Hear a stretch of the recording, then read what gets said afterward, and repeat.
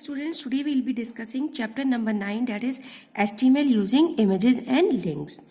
हालांकि एक basic chapter होना चाहिए था इसके साथ, बट दिया नहीं है. मैं आपको सिंपल एक्सप्लेन करती हूँ. बेटा, जब हम HTML टाइप करते हैं, टाइप मीन्स जो हम आप कोई भी वेबसाइट आप देखते हो नेट पर, वो जो डिज़ाइन करी जाती है वो HTML टैग्स को यूज़ करके बनाई जाती है. अब HTML का जो आप लिखते हैं वो हम नोटपैड में टाइप करते हैं मोस्टली, और उसे वेब ब्राउज़र पे आप एग्जीक्यूट करा सकते हो. आप उसका आउटपुट कैसा होगा वो देख सकते हैं. जब हम HTML स्टार्ट करते हैं बेटा, तो उसके लिए हमें बेसिक स्ट्रक्चर जो हमें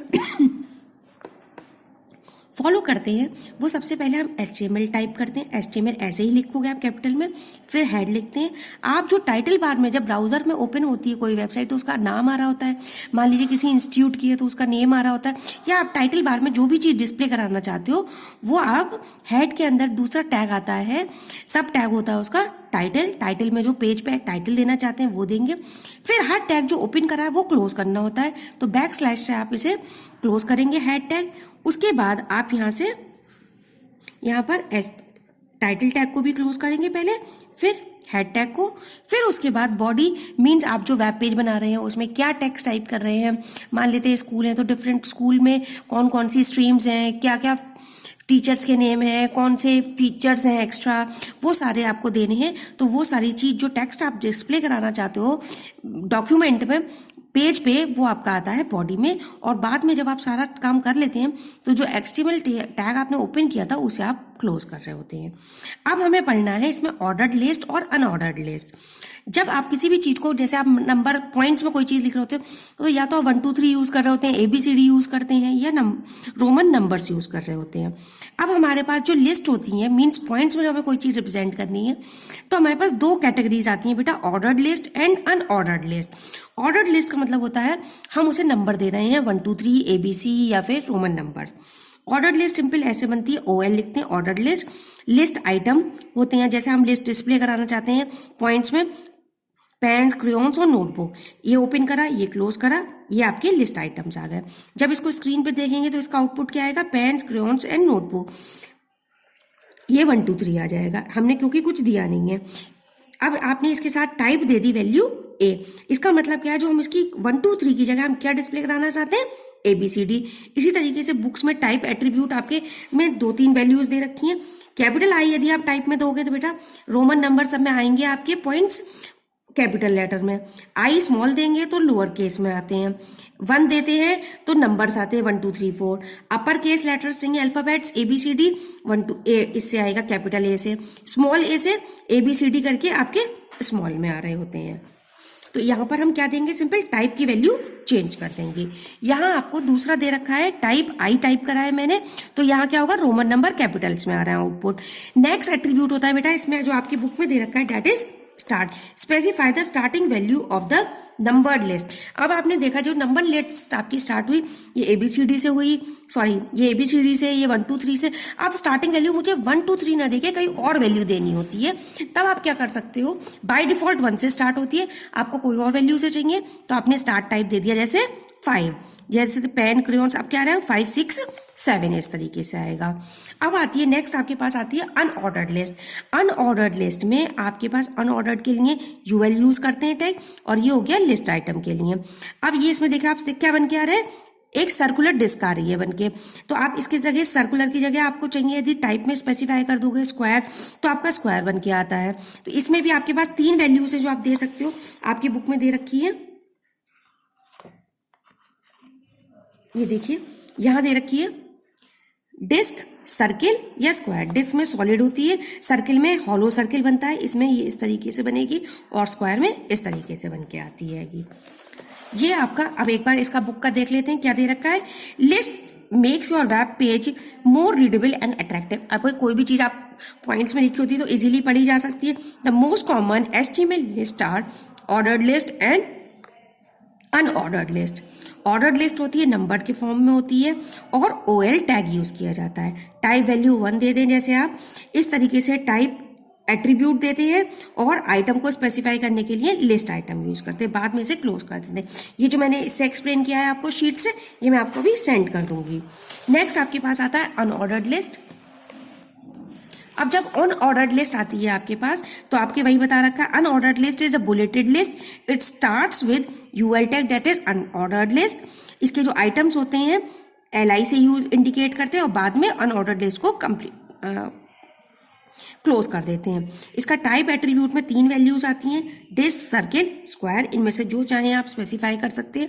पीछे ऊपर आपको एग्जाम्पल भी दे रखे हैं, इसमें देखिए पेज में 1 2 3 करके शो कर रखा है आउटपुट। यहाँ इन्होंने देखिए स्टार्टिंग ऑर्डर्ड लिस्ट टाइप बनाई, टाइप की वैल्यू दे दी 1 और स्टार्टिंग वैल्यू दी है 1, तो लिस्ट स्टार्ट होगी 1 2 3 से और टाइप क्या है 1 दे रखा है, तो मीन्स 1 2 3 4 आएगी।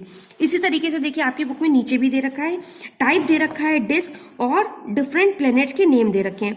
तो देखिए जब इसका आउटपुट देख रहे हो आप, तो क्या आ रहा है आपका डिस्क टाइप में बन के आ जा रही है सॉलिड, और ये प्लैनेट्स के नेम आ जा रहे हैं।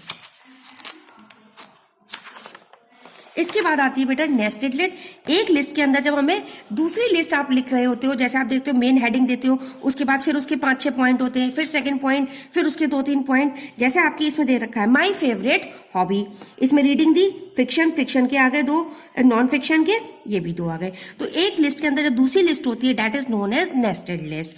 Both list ordered and unordered list can be nested together. अब ये नहीं यहाँ आप चाहो तो यहाँ तो दोनों ही अनऑर्डर्ड है, आप चाहो तो इसे ऑर्डर बना सकते हो, अंदर वाली को अनऑर्डर्ड भी बना सकते हैं। It's depend upon your choice. अब देखिए इसमें इन्होंने नेस्टेड लिस्ट के थ्रू क्या बना रखा है, 2 पॉइंट्स दे रखे हैं। एक फर्स्ट पॉइंट यहाँ स्पेसिफाई कराया म्यूजिक, म्यूजिक में आपने अल्फाबेट से इंडिकेट कर दिया और उसके बाद आपने 1 2 3 रोमन नंबर्स यूज करे हैं। इस लिस्ट को आप पढ़ते हैं। ऑर्डर्ड लिस्ट बनाई है आपने म्यूजिक, उसके अंदर आपने बनाई है टाइप वैल्यू, और एक ऑर्डर्ड लिस्ट बनाई है आपने एक और टाइप ए, और उसमें स्पेसिफाई करा हिंदी। हिंदी में आपने टाइप वैल्यू बना दी I दैट इज 1 2 3। अब इसमें आ गए हिंदी में गजल्स और ओल्ड सॉन्ग, रोमन नंबर्स आ गए। ये वाली लिस्ट आपका, ये वाली जो है आप ये क्लोज कर दी है। इसके अंदर ये हालांकि इतनी नेस्टेड लिस्ट आपके क्लोज में नहीं है, आपको इसका प्रैक्टिकल एग्जाम में नहीं आएगा, लेकिन आपको पता होना चाहिए कि कैसे बनती है ये आपकी। Next is definition list. Definition list मतलब कि कोई भी टेक्स्ट हमें पॉइंट्स में लिखना है, जैसे कि आप इसमें स्पेसिफाई कर रखा है DMS डाटाबेस दे रखा है, उसका डिस्क्रिप्शन, DBMS फिर उसका डिस्क्रिप्शन। तो इसे ये हो गई डेफिनेशन लिस्ट, और उसका जो टैग रहता है हमारा डेफिनेशन टर्म हो जो होगी, और डेफिनेशन इसके लिए 2 चीज आएंगी, लिस्ट शुरू करेंगे तो आप लिस्ट यूज करते हो डेफिनेशन लिस्ट से। उसके बाद जैसे आपने क्या करा, ये बनाया तो ये चीज आपकी एक लिस्ट बनी, ये आप टैग दोगे। उसके बाद टर्म क्या है हमारी, definition term that is database, उसकी हमने डेफिनेशन को आपको डिस्क्रिप्शन क्या दे रखा है, a database refers to a collection of correlated data. अब नेक्स्ट आपकी टर्म क्या है, DBMS, उसका डिस्क्रिप्शन ये आ गया। तो आप यहां से, ये तो टर्म के लिए हो जाता है और ये आपका उसकी डेफिनेशन डिस्क्रिप्शन का हो जाता है। इस तरीके से बनती है आपकी डिस्क्रिप्शन लिस्ट।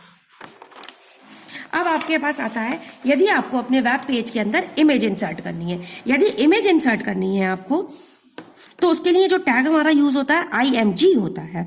इसके भी डिफरेंट एट्रीब्यूट्स होते हैं। वो फाइल जो इमेज हम ले रहे हैं वो हमारे सिस्टम पर या कहाँ पर सेव है वो हम इंडिकेट करते हैं SRC से। अब ये D ड्राइव में मर्करी इमेज लेनी है आपको, और फाइल हो गई आपकी JPG। पूरा पाथ आप लिख रहे होते हैं, ये आता है इमेज SRC और उसके बाद वो लोकेशन आ जाती है इमेज SRC, ये लोकेशन आ गई, फाइल कहाँ सेव है। ऑल्टरनेट, अब कई बार होता है नेट से आपने ये इमेज लिया, कई बार किसी को उसको वो सपोर्ट नहीं कर पा रहा ब्राउजर या कोई प्रॉब्लम, तो हम देते हैं ऑल्टरनेट इमेज। यदि ये इमेज ना डिस्प्ले हो पाए तो इसकी जगह कौन सी इमेज डिस्प्ले हो। तो ऑल्टरनेट के आप थ्रू टेक्स्ट टाइप करना चाहते हो, इमेज ना हो, तो आपने यहाँ ऑल्टरनेट में टाइप कर दिया चेंज। नेक्स्ट आपके पास आता है जो इमेज है उसको अलाइनमेंट कैसे देना है। आपके पास 5 तरीके के अलाइनमेंट है, top, bottom, left, right and middle. जैसा चाहें आप उसको इमेज को अलाइन कर सकते हैं। अब उसका साइज चेंज करना है आपको, तो हाइट और विड्थ होती है जिसके थ्रू आप जो वैल्यू स्पेसिफाई कर देंगे, आप परसेंटेज में भी दे सकते हैं या वैल्यू दे सकते हैं। यहाँ हाइट और विड्थ से उसका साइज स्पेसिफाई कर सकते हैं। इमेज के अराउंड बॉर्डर स्पेसिफाई करने हैं, उसका क्या साइज है वो आप बॉर्डर के थ्रू स्पेसिफाई करते हैं। नेक्स्ट आपके पास आते हैं हाइपरलिंक। हाइपरलिंक जैसे आप आज के टाइम में नेट यूज करते हो, तो उसके जब कोई अलग कलर का टेक्स्ट होता है जिसके क्लिक करने पर पेज के किसी दूसरे पार्ट पे पहुंच जाए या किसी दूसरे पेज पर जंप करा दे, that is known as a link.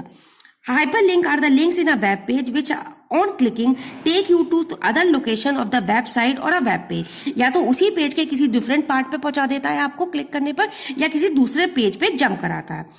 A link is a pointer from one web page to another web page, destination page. Linking, अब linking आपकी दो टाइप की होती है, external linking और internal linking. When one page is linked to another web page, it is known as external. On clicking a link, another web page is open.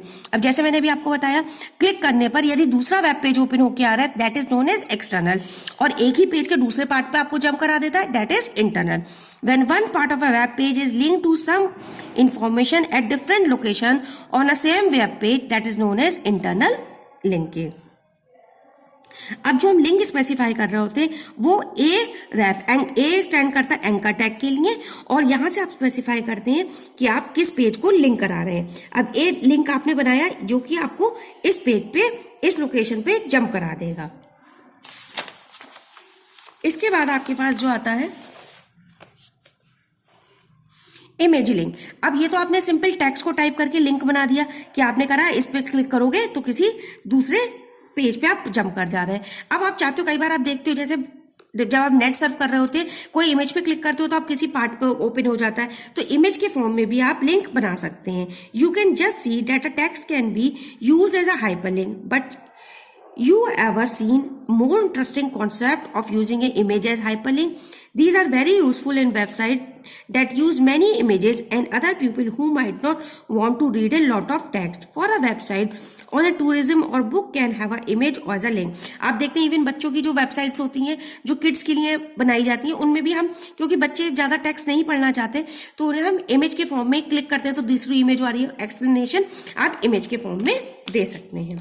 Next is, अब आप कई बार आप जब क्लिक करते हैं कॉन्टैक्ट अस पे होता है, या फिर स्कूल की वेबसाइट देखते हैं तो ईमेल का ऑप्शन होता है, आपको ईमेल बनाना है, का लिंक बनाना होता है, तब आप यूज करते हैं ए रेफ के लिए, लिंक के लिए आपका ये आ जाता है, और वो टेक्स्ट जो लिख के आए उसके ऊपर जिस पे क्लिक करने पर पेज पे जंप कराना है आपको, वो यहाँ आ जाता है. आपका एग्जाम्पल दिया इन्होंने, ये वाला आपका ईमेल आईडी आ गई जिसपे आपको जब आप कोई सेंड करेगा तो कहाँ सेंड होनी है, और जो हाइपर लिंक बनेगा उस पर क्या लिख के आएगा, मेल मी. अब देख रहे हो आप, if you need please mail me. अब कोई भी जब इस पे हाइपर लिंक पे क्लिक करेगा तो ऑटोमेटिकली ईमेल एड्रेस कौन सा वाला आ जाएगा, मेल टू ये वाला आ जाएगा आपका. देखिए क्लिक करने पर ये आपका आ गया, आप यहाँ पर अपना मेल टाइप कर सकते हैं. This is all in your chapter number 9.